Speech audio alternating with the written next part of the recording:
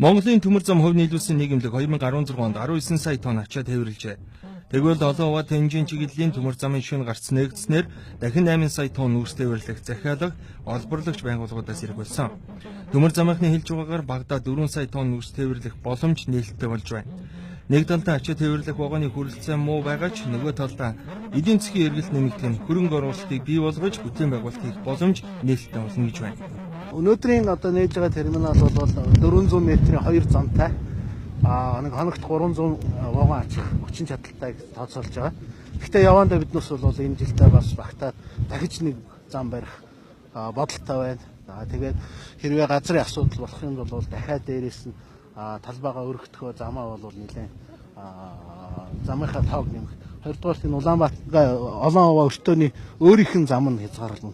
Тэрэн дээр бол нэм зам барина, замуудыг уртсгах нь тэгжээж энэ өртөөний хүчин чадлыг нэмэхгүй бол болохгүй байгаа.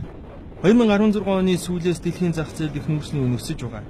Үүнийг дагаад эдийн засаг сэргээж гадаад худалдаа валютын нөөц нэмэгдэж эерэг хандлага ажиглагдах болсон.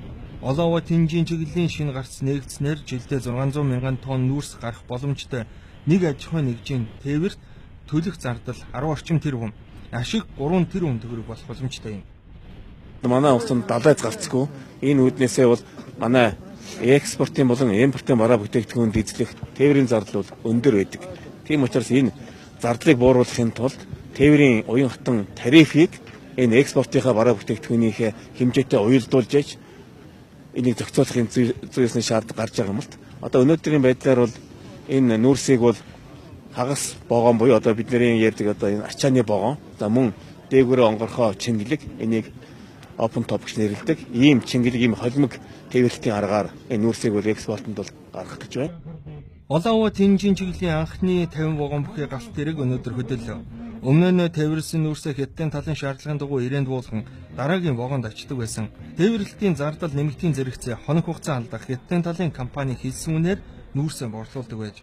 Одоо Тэнжинд шууд хүргэснээр дэлхийн зах зээл үн тодорхойлох нэг тоглогч нь Монгол улс болох боломжтой болж байна. 600 мянган тонн буюу одоо 9400 вагон орчим вагон нүүрсийг экспортлсоор бид жилдээ 28 тэрбум төгрөгийн борлуулалттай. Улаанбаатар төмөр замд тээврийн үлсэнд 9.4 тэрбум төгрөгийн орлого оруулна.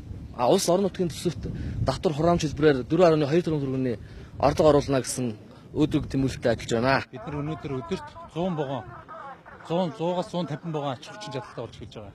Ингэснээрээ бидний экспортод гарах нүүрсний хэмжээ маань сард 200 мянган тонн буюу жилдээ 2.5 сая тонн нүүрс экспортод гарах бүрэн боломжтой болж эхэлж байгаа. Эрчим хүчний нүүрс хүнд орж эдийн засгийг цус илбэлтийг сайжруулах шинэ гарц инхүү нэгдэж байна. Олон овоогийн зөвлөг байсан газар 200 гаруй шинэ ажлын байр бий болж олон овоогийн өртөө буюу Монголын хамгийн том өртөөний хөрөнгө оруулалт үргэлжилж байна. Өнөөдрийн байдлаар ирээний бомбт дээр 1 тонн энэ нүүрсийг бол нэг 350 орчим юанаар худалдан авдаг гэсэн ийм мэдээлэл байгаа. За цаашдаа ингээд Тянжины бомб төрөх юм бол 400-аас 600 юан хүрэх боломжтой. Мэдээж энэ бол нүүрсний чанараас шалтгаална. 4800-аас дээш ишлэгтэй нүүрс байх юм бол ийхүү боломжтой болох юм. Энэ бол эдийн засагт нэлээд тэлэлт үүсэх том одоо боломж юм. Монгол Улсын засгийн газар бол үйлдвэрчлэлтийг дэмжиж уулуурхайн бүтээгдэхүүний худалдааг сайжруулах гэсэн ийм том зорилт тавьж байгаа. Тэгэхээр Эрдэнэтийн засгийн газрын энэ мөрийн хөтөлбөрийн энэ хэрэгжилт бол одоо энэ дээр бас биелэлээ олж ийн гэж хэлж болох юм.